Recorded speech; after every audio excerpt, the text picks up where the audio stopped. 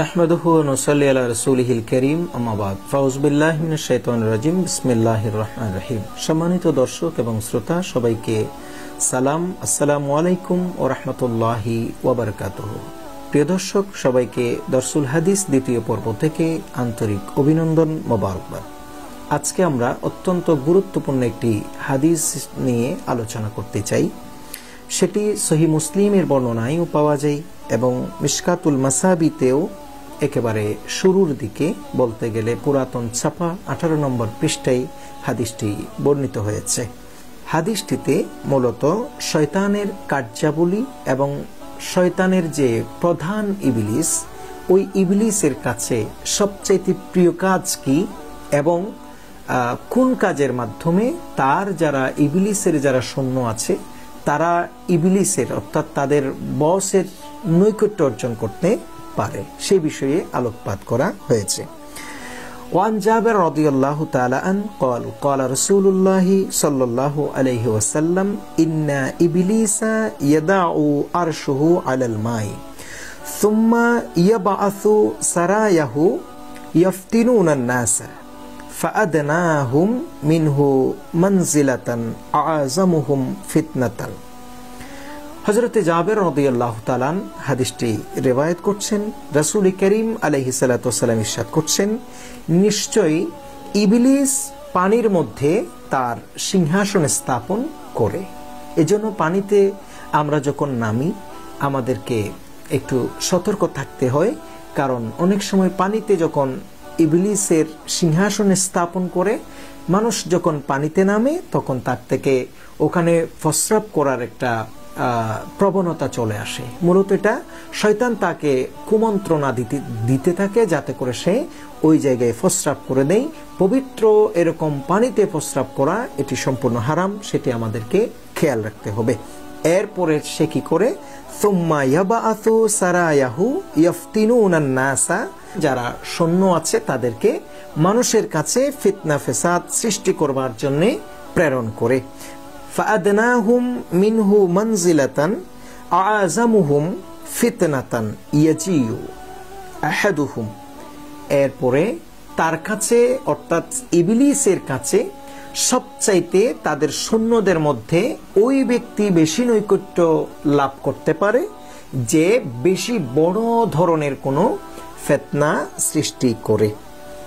এরপরে ফায়াকুলু, যখন তারা চলে আসে, তাদেরকে যখন মানুষের কাছে প্রেরণ করে ওখান থেকে যখন তারা সেখানে উপস্থিত হয়, কেউ কেউ অর্থাৎ ফিরে যাবার পর তাদের বসের কাছে, তাদের ইবলিসের কাছে তারা বলে, কি বলে, ফায়াকুলু ফাআলতু কাযা ওয়া কাযা, আমি এই কাজ করেছি। তখন ইবলিস বলে, ফায়াকুলু মা সানাআত শাইয়ান, তুমি তো কিচ্ছুই করো নাই, এটা একটা কাজ হলো। তখন আরেকজন বলে, ক্বালা সুম্মা ইয়াজিউ আহাদুহুম, এরপরে আরেকজন এসে বলে, ফায়াকুলু মা তারাকতুহু হাত্তা ফাররাকতু বাইনাহু ওয়া বাইনা ইমরাআতিহি, আমি এমন কাজ করেছি যে স্বামী স্ত্রীর মধ্যে ঝগড়াঝাটি লাগিয়ে দিয়েছি, এমন ঝগড়াঝাটি আমি লাগিয়ে দিয়েছি একেবারে আমি তাদের উভয়কে পৃথক করে দিয়েছি। নাউযুবিল্লাহি মিন যালিক। তখন ক্বালা ফায়ুদনিহি মিনহু, যখন ইবলিস এটা শুনে খুব বেশি খুশি হয়ে যায় এবং তাকে বলে, বাহ, তুমি বড় উত্তম কাজ করেছো, তুমি বড় ভালোই কাজ করেছো, তখন তার তাকে নৈকট্য দান করে। এমনকি হাদিসের অপর বর্ণনায় এটিও আছে, ইবলিস তার সাথে জড়িয়ে ধরে আলিঙ্গন করে। নাউযুবিল্লাহি মিন যালিক। তাহলে আমরা এই হাদিস থেকে যেটি জানলাম স্পষ্টভাবে, সেটি হচ্ছে, এক তো শয়তান ইবলিস পানিতে তার আরশ স্থাপন করে, দ্বিতীয়ত সে মানুষের কাছে তার সৈন্যদেরকে প্রেরণ করে, তৃতীয়ত তার সৈন্যরা গিয়ে তাকে কাজের ফিরিস্তিগুলো জমা দেয়, কাজ কি করেছে তার একটা বর্ণনা তাকে দেয়। চতুর্থ নম্বরে যেটি আমরা দেখি সেটি হচ্ছে শয়তানের কাছে, ইবলিসের কাছে সবচাইতে আনন্দদায়ক কাজ, তার কাছে সবচাইতে উত্তম কাজ হলো স্বামী স্ত্রীর মধ্যে বিচ্ছেদ ঘটিয়ে দেয়া, স্বামী স্ত্রীর মধ্যে ঝগড়াঝাটি তৈরি করে দেয়া। প্রিয় দর্শক, আমরা দেখি যে বিশেষ করে লকডাউনের এই মুহূর্তে অনেক ঘর ভেঙে যাচ্ছে। আমরা প্রতিনিয়ত শুনছি বিভিন্ন টেলিভিশনের মাধ্যমে, পেপার পত্রিকাতে যে সমস্ত সংবাদগুলো আমরা শুনি, এগুলো বড় দুঃসংবাদ।